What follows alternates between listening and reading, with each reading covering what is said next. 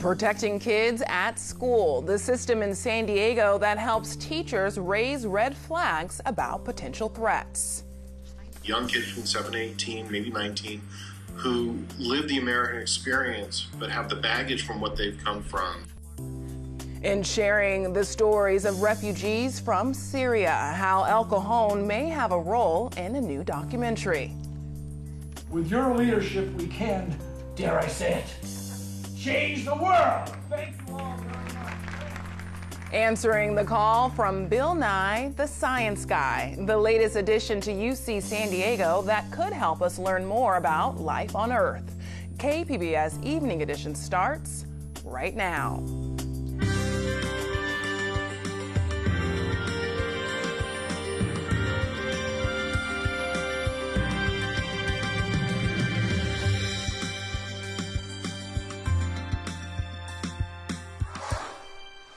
Good evening and thanks for joining us. I'm Ebony Monet. Imperial Beach, Chula Vista, and the Port of San Diego are suing the federal government in an effort to stop the flow of cross-border sewage. KPBS environment reporter Eric Anderson has details. The coastal cities and port took an extraordinary step Friday. They filed a lawsuit against the International Boundary and Water Commission and a contractor that runs the International Wastewater Treatment Plant near the border. They want those agencies to fix the decades-long flow of sewage from Mexico into the United States. Mary Casillas Salas is the Chula Vista mayor. We are acting on behalf of our swimmers, our surfers, and all our residents when we say to this federal agency, fix the problem. The municipalities threatened to take legal action last September. Since then, they've been in discussions with the IBWC to find solutions to the problem. The State Water Resources Board helped draft a formal request asking for more sewage containment structures. They also wanted more frequent water quality testing in many more locations in the Tijuana River Valley. Imperial Beach Mayor Serge Dedina began pushing for a legal solution last summer. He says things can be done to improve the situation. We're just asking for stormwater capture and diversion systems to be built in 6 canyons along the Tijuana River Valley and in the Tijuana River Channel itself. Most of the spills that happen could be caught. Most of the millions of gallons of spills that have happened since December, if we would have had that infrastructure that should have been built decades ago, we wouldn't have had our beaches closed. The Department of Justice's formal reply basically said the IBWC didn't have the money to make those upgrades, but the IBWC was willing to continue working with Mexico and talking with local officials about potential solutions. The letter says the U.S. IBWC understands and appreciates the frustration of residents in the San Diego border region and remains fully committed to finding binational solutions to border sanitation issues in the Tijuana River Valley watershed, consistent with its authority under the 1944 treaty. That response felt like a cold shoulder to Port of San Diego Commissioner Dan Malcolm. Since January 1st of this year, Imperial Beach beaches have been closed 28 days. Now think about that. That's half the time of 2018.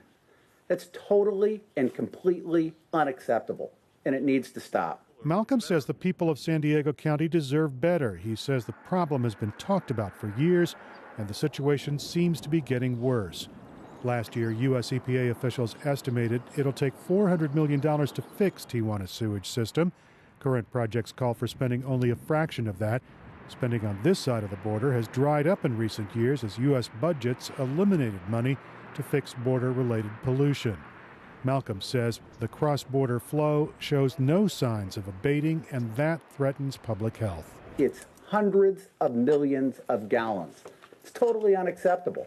And it's not just sewage. When you look at the component parts of that flow, it is a toxic mess, including DDT, arsenic, lead, toluene, benzene, a whole bunch of toxic chemicals that are harmful to public health. Now that the case has been officially filed in federal court, a federal judge will be assigned to it, and he'll decide when the arguments will begin. In Imperial Beach, Eric Anderson, KPBS News.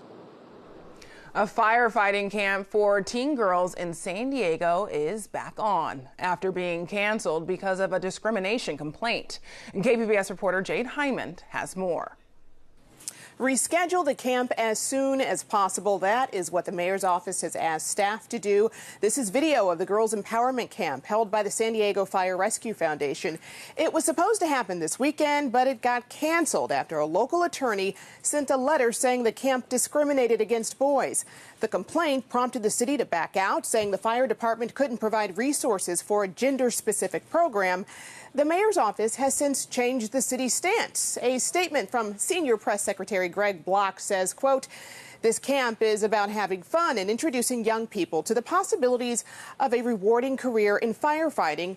Families have been looking forward to this event for weeks, and Mayor Faulkner is not going to allow the threat of a lawsuit to stop it from happening. The mayor has directed staff to reschedule the camp as soon as possible, and we will share more details soon," end quote. The San Diego Fire Rescue Foundation says the camp has always been open to all. The mayor's office says they will have details on when the camp will be rescheduled soon. As for the attorney who sent that letter today, he had no comment. Jade Hindman, KPBS News. The Wall Street Journal reports the Trump administration is split on what to do about a takeover bid for San Diego-based Qualcomm. Treasury Secretary Steve Mnuchin is reportedly not convinced a federal committee that reviews mergers has the legal authority to stop it. Officials with the Departments of Defense, Homeland Security, and Energy want the committee to intervene. Local congressmen have raised red flags, saying a takeover could cause U.S. technology to fall behind China. Singapore-based Broadcom is offering to buy Qualcomm for $117 billion. Shareholders could decide next week to change the makeup of Qualcomm's board of directors, which could lead to a takeover. The city of El Cajon is dropping charges against a group of people arrested for feeding the homeless. Last October, the city passed an ordinance prohibiting food sharing at public parks. It's since been rescinded. KPBS reporter Matt Hoffman has more. I'm under arrest, but it's on a piece of paper. In January, 12 people were arrested and cited with misdemeanors in El Cajon. This after defying the city's newly enacted ban on feeding the homeless in public. Continue to food share on public property, which is a city park, you guys are subject to arrest. With looming court dates, the city of El Cajon now says they will not be pursuing any charges. In a statement, El Cajon told KPBS their city attorney's office determined dismissing charges was appropriate since there is no longer a need to enforce the ordinance. The ordinance was enacted during a county-wide hepatitis A health emergency to, quote, protect public health. After that emergency was lifted, so was the food sharing ban. Those arrested were part of a group called Break the Ban, who promised legal action against El Cajon, but a city spokesman says they are not currently involved in any pending lawsuits. Matt Hoffman, KPBS News. A San Diego lawmaker wants to require added training for anyone who receives a concealed carry permit. Assemblyman Todd Gloria introduced the bill. It calls for a minimum of 8 hours training for safety, handling, and live fire at shooting ranges. Police have arrested a West Hills high school student this week after he posted a picture of a Lego gun on Instagram with a caption threatening his classmates. How will law enforcement handle this case versus ones that deal with real guns? KPBS education reporter Megan Burks has this look at how San Diego area schools and the district attorney deal with threats of mass school violence. Jefferson County 911. Yes, I am a teacher at Columbine High School. There is a student here with a gun. In 1999, 2 armed teenagers opened fire at Columbine High School in Colorado, killing 13 people. And the school is in a panic. The rampage left a stain on America's consciousness, but also an important legacy. It inspired a forensic psychologist named Dewey Cornell to develop and test a threat assessment tool for schools. Today, that tool is widely used, especially in recent weeks. Since the school shooting in Florida last month, San Diego area schools and law enforcement have fielded at least 9 threats. First assessment is it a transient threat or is it a serious threat? Bob Mueller is head of student support services for the San Diego County Office of Education. The level of proof we're looking for is 100% certainty. So based on the circumstances of the statement, based on the reactions of the people who heard it, based on my interview of the student, based on the student's history, when I look into this, I have absolutely no concern. Then we're going to call that transient. If I have any doubt at all, then I'm going to call it serious. Ideally, says Mueller, it's a team making that call. He's working with area schools to ensure each has an administrator, school psychologist, counselor, and law enforcement officer trained in threat assessment. If they deem a threat serious, investigators would then look at whether the person has actively planned for an attack, has access to weapons, or has a history of mental illness or criminal behavior. What hasn't been present is a tracking system, a way to keep track of individuals that remain concerns over time. And I think that's what we're beginning to work on now. Mueller points to the Florida shooter who had raised red flags but was no longer attending school. If a threat assessment process was done earlier, might be possible that law enforcement was still kind of keeping tabs on him. It might be possible that the behavioral health services in that community was providing support and monitoring. So those are opportunities that we want to create in San Diego. This is near and dear to me because I prosecuted the last school shooting that happened in San Diego County. Interim District Attorney Summer Steffen says the work to better track individuals who make threats against schools has already begun. The 2010 shooting at Kelly Elementary School that wounded 2 girls led the DA to assign a special prosecutor to school threats. Now, Steffen is working to encourage schools to involve her office in all threats, large and small, so that there's a central clearinghouse of information. I wouldn't call it a database. It's that we're aware of all of the cases. It's about good communication and not having someone be looked at as a first-timer in terms of making threat when they're really somebody who we decided to go with more casual intervention the first time through working with the school, working with mental health. For individuals who make threats serious enough to warrant a criminal charge, their information may be added to an actual database. The San Diego Law Enforcement Coordination Center allows all public safety agencies to access criminal intelligence. Steffen says this should not deter people from reporting something like a Lego gun. She says the goal is not to criminalize youth. What we don't want is to have the community want to protect the kid by not saying anything, because then we can't bring the resources to them.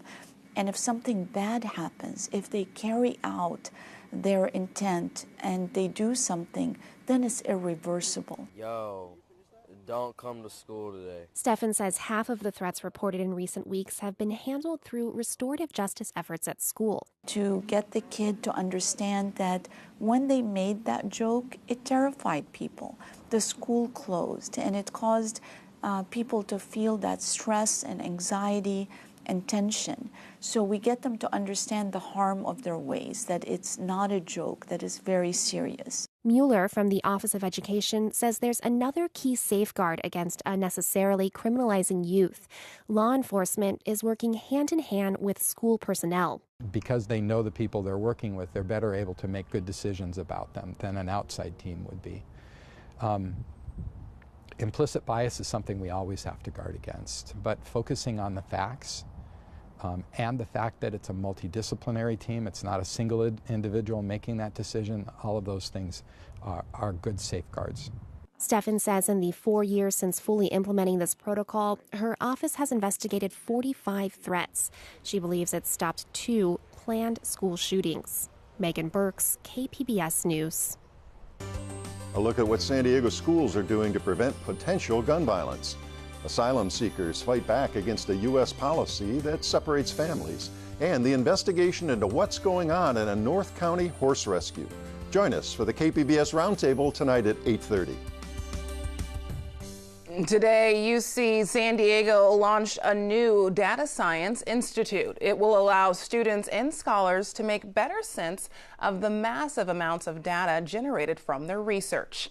KPBS reporter Susan Murphy tells us a very special guest paid a visit to the campus to help dedicate the new center. And that special visitor is acclaimed scientist and television star Bill Nye, the Science Guy. He says the amount of data being gathered today is at a scale and scope that never existed before. He says this institute could change the world. It's important to realize that we are standing on a threshold in human history. Nye spoke to an audience of 200 researchers, faculty, and community members at the new Halajiolu Data Science Institute. He says training students to gather, analyze, and make sense of data will save and improve lives. Take, for instance, the study of climate change. We're trying to predict the motion of molecules of atmosphere and ocean and soil is really difficult without ability to analyze enormous volumes of data. He says with the world's population at 7.5 billion and growing, data science will be relied on to feed and shelter people. There's so many people that we're going to have to take control of nature. We're going to have to understand that our actions affect everybody in the whole world. If for no other reason we share the air, nobody on Earth doesn't use the same atmosphere. And so there's going to be data science problems on an extraordinary level. The institute is named in honor of UC San Diego computer science alumnus Taner Halajiolu, who gave $75 million to launch it. The goal here is just really to educate and create students and graduates really that are going to be really driving the next 10, 20 years of data science, because it's an ever-evolving field. It's a fairly new field, but it's important. He's also working to develop a pathway to a data science master's degree program. With your leadership, we can, dare I say it, change the world. Thank you all very much. Susan Murphy, KPBS News. Most of California is seeing rain or even snow, and that storm system is expected to move into San Diego soon. Justin Povic has details in tonight's forecast. And we're talking about some changes coming into play as we venture into the late night and also into the start of the weekend. Already the rains breaking out from Long Beach points off toward the north. LAX, some minor travel delays, a couple of tenths of an inch of precipitation there. But again, from La Jolla toward Poway, Oceanside, now we're on the quiet side for now. We're going to see some changes coming up. Low impacts in terms of the rain. We will see some snow as well, breaking out to the Riverside County Mountains, north and west, or north and east, I should say. But as we take a look at the system as a whole, the biggest impacts by and large have been further north toward the Sierra Nevada. 3, 4, even close to 5 feet of snow. It's still coming down. Spotty showers for the overnight. We drop down to 54 degrees. And again, Poway talking about some of those showers sliding their way in late night. Nothing heavy here, though.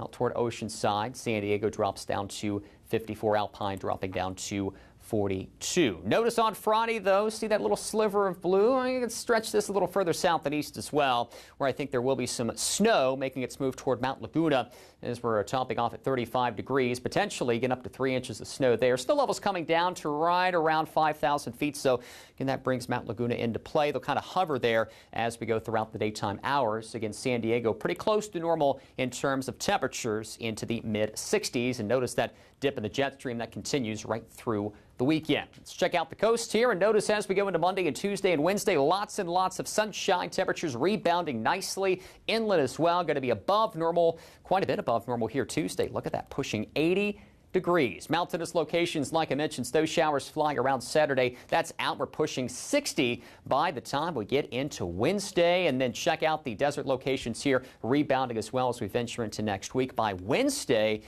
I think we could be topping that 80-degree mark. For KPBS News, I'm meteorologist Justin Povic. Back to you, Ebony.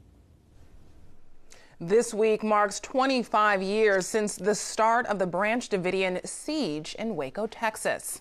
The deadly encounter became a symbol of federal overreach for some, and there's still a debate over whose fault it was. AP reporter John Moan talked with survivors from both sides. The compound 10 miles east of Waco, Texas is gone, but strong emotions over what happened here 25 years ago run deep. These individuals were predisposed to kill government agents, and they killed 4 of our people. It's disgusting. It did not need to happen. There were so many other ways they could have gotten him. This whole thing could have been avoided and should have been avoided. On February 28, 1993, agents with the U.S. Bureau of Alcohol, Tobacco, Firearms, and Explosives tried to arrest David Koresh, the leader of the Branch Davidians, on weapons charges. Ex-members of the religious sect also alleged that Koresh fathered children with teenage girls. The objective was basically to approach the front door, clear the front door as part of a team to arrest and serve a search warrant on the Branch Davidian compound. Roland Ballesteros came face-to-face with Koresh that day. He looks back at me, and he smiled at me, which I thought was pretty odd.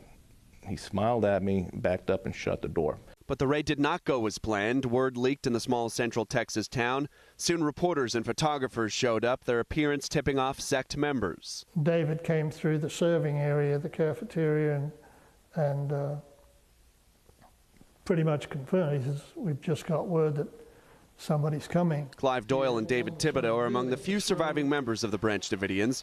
To this day, the survivors and ATF agents disagree on who fired the first shots. All hell broke loose, sort of thing. There's just a huge barrage of firing. We didn't have 50 calibers. We didn't have grenades. We didn't have, machine guns. It's. I hate to say it, but they were prepared for us. 4 ATF agents were shot and killed during the raid, along with 6 Branch Davidians. It led to a 51-day standoff that ended in an inferno after the FBI fired tear gas rounds into the buildings. Almost 80 sect members died, including Koresh and young children. The dark day in Texas history changed how law enforcement handles armed confrontations. Unfortunately, Waco has changed a lot of things. I think that the FBI has changed their approach when dealing with groups like this. Thibodeau wrote about his experience and recently served as a consultant on a new 6-part cable miniseries about the standoff. There's responsibility on both sides, but David didn't wipe out the community. Ballesteros carries his own reminders. I noticed holes emanating from inside the wall, inside the door on the right side, and then my hand was kicked back. He suffered a gunshot wound to the hand. He still has some of his equipment from 1993, including the gloves he wore. Both speaking out to tell their side of the story. If they agree on anything, it's that they wish that day never happened. John Moan, Associated Press, Waco, Texas. I'm Judy Woodruff. Tonight on the NewsHour, President Trump's tough talk of a potential trade war sparks market losses across the globe. Coming up at 7, right after Evening Edition on KPBS. Refugees have been a hot topic of conversation in the White House, Congress, and the media since the last election cycle. KPBS reporter Taryn Minto says a Southern California filmmaker wants to give refugee youth control of the conversation, and he's turning to San Diego.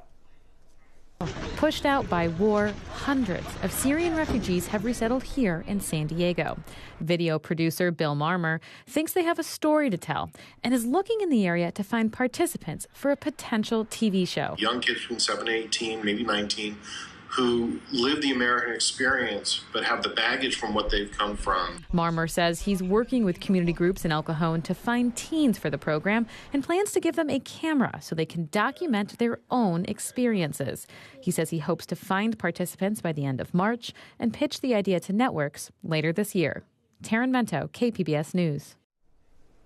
This Sunday, Jimmy Kimmel returns to host the 90th Academy Awards. KPBS film critic Beth Accomando takes a look at this year's Best Picture Oscar nominees and their chances of winning. This year, you can find Oscar-nominated films directed by a woman, an African-American, and a Latino, plus 4 Black performers up for acting awards. The Academy has been striving to serve up a more diverse pool of nominees and has succeeded well enough this year to stave off the hashtag #OscarSoWhite, at least for the moment.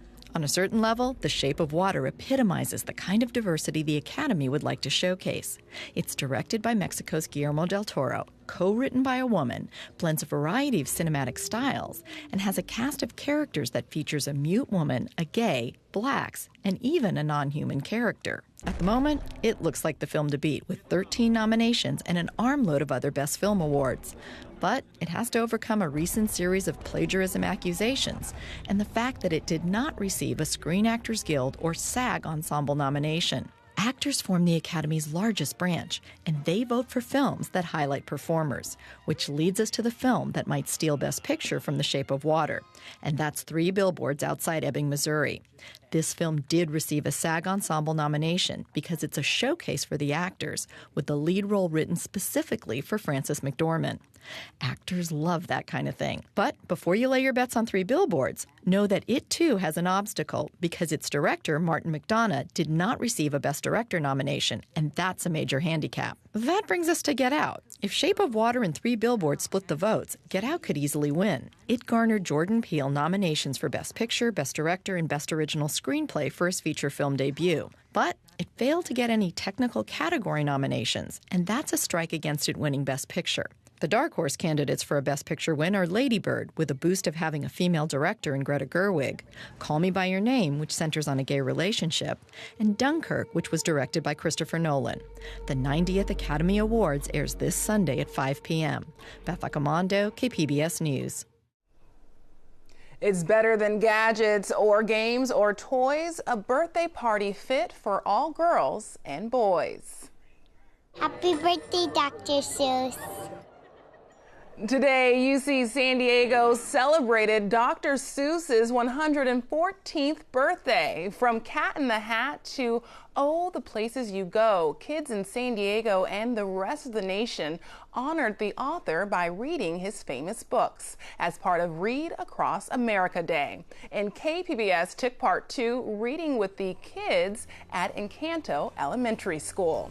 You can find tonight's stories on our website, kpbs.org/evening edition. Thanks for joining us. Have a great night.